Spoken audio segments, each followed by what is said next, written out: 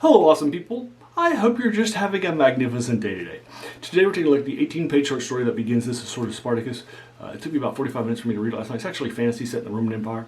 It's by Richard Tierney. It was published in the mid-90s by Chaosiam in their Cthulhu Mythos collection for you folks, and I picked it up there online on Amazon. I'll link it to the comments below. This short story was published in the 80s. It's sort of a take on Robert E. Howard rather than some other stuff by Richard Tierney. There are a couple of Robert E. Howard short stories that there are in the Cthulhu Mythos that mention characters and such, and they are set in the Roman Empire, just like this one.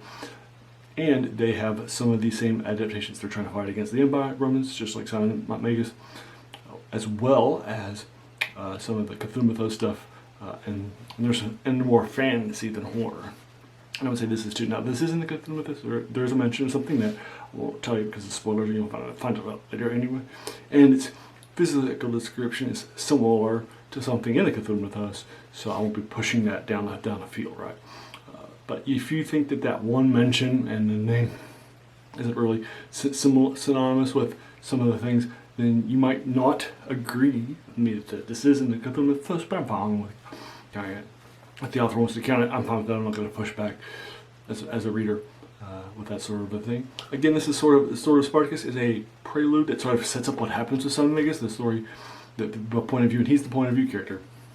So what I do, I don't give spoilers as a reminder, but I like to give the first couple pages of this, and so I'm going to give it a 7 out of 10. It's fine. It's a good setup. It's not too long or too short. 45-minute read last night was about the right time for folks, so it was good stuff. But what happens? Basically, in the first couple pages, you'll find out that our main character, Simon, the point of view character of this collection, is a slave and a gladiator. He's been fighting very well for a few years, but he just attacked the gladiator trainer and owner who was trying to be hard on him and increase the harshness of the training for the gladiators.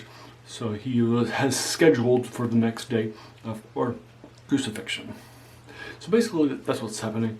And then a person arrives at the gladiator and wants to buy a slave to fight, and he's an apprentice who can use magic of a wizard nearby, and he has a raven familiar, and so they agree to a price which is very, very high, and he is raven familiar, chooses Simon after scouting all of the other places, and then Simon is going to go fight on behalf of this.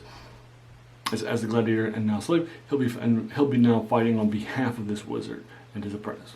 So that's basically what's happening, and that's the setup for Simon. So that's about 2 or 3 pages in. I'll leave you there. Again, I like to give you the first few pages to get your feet wet, but not much more.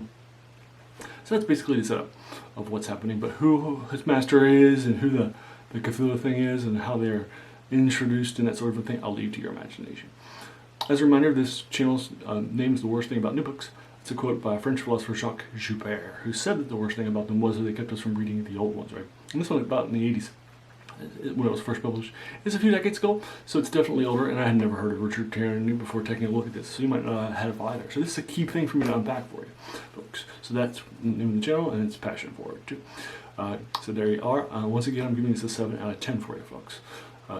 So the Cthulhu Mythos is a shared universe, typically horror, but there are some fantasy ones in the Dreamlands or some science fiction ones, even by Lovecraft, in the like the color of space and stuff like that.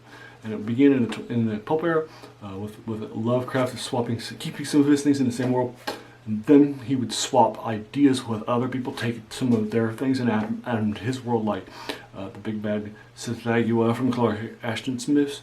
Or they would borrow things from him. Robert E. Howard, an inspiration for this story, probably the series. Again, also they was a big part of that too, with them swapping things, and a key big person in the face of these things with like the Blackstone and short stories like that. So that's where that's where it comes from, and that's how I came across this, right? So 7 out of 10 for you, folks. Have you read it? If so, what did you think about it? Let's talk about the comments below, and if you agree or disagree with my 7 out of 10, let's talk about that too. If you enjoyed this, why not hit the subscribe button, the like button, the bell icon if you're feeling frisky, and let your friends know. Fantasy friends, Cthulhu Mythos fans, Richard Tierney, anybody, just let them know so they can check this out. And finally, I just want to pause just to thank you so very much just for taking some time out of your day and investing in watching my video, because we all have so many things, after all, that are happening in our lives. And we're pulled in so many different directions, right? So the fact that you spend this time with me is incredibly humbling, and I appreciate it. So, thanks again, and have an amazing day.